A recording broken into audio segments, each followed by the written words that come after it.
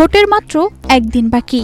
এ সময় সীমান্ত থেকে ৩৫০ মিটার দূরত্বের একটি পুকুর থেকে পিস্তল, বন্দুক ও ধারালো অস্ত্র উদ্ধার করা হয়েছে। এমন ঘটনাটি ঘটে কুমিল্লা সদর উপজেলার ভারত সীমান্তের কাছে কটক বাজার এলাকায়। একটি পুকুর ছেঁচে উদ্ধার করা হয় বেশ কয়েকটি আগ্নেয়াস্ত্র। সবচেয়ে সুস্বাদু হালিম রাঁধুনি হালিম। হালিম হোক রাঁধুনি হালিম।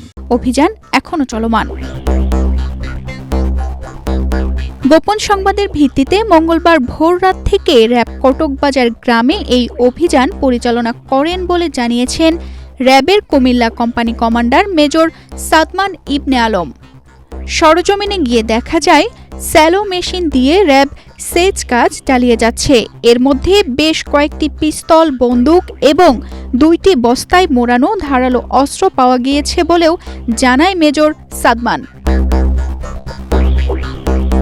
তিনি আরও বলেন, আমরা আপাতত সাদা বস্তা ও স্কচ স্টেপ মোড়ানো বেশ কয়েকটি আগ্নেয়াস্ত্র ও ধারালো অস্ত্র পেয়েছি। ধারণা করছি সেখান থেকে আরও অস্ত্র উদ্ধার করা হবে। তানজিদা রহমান, ইনায়া, বাংলাদেশ প্রতিদিন।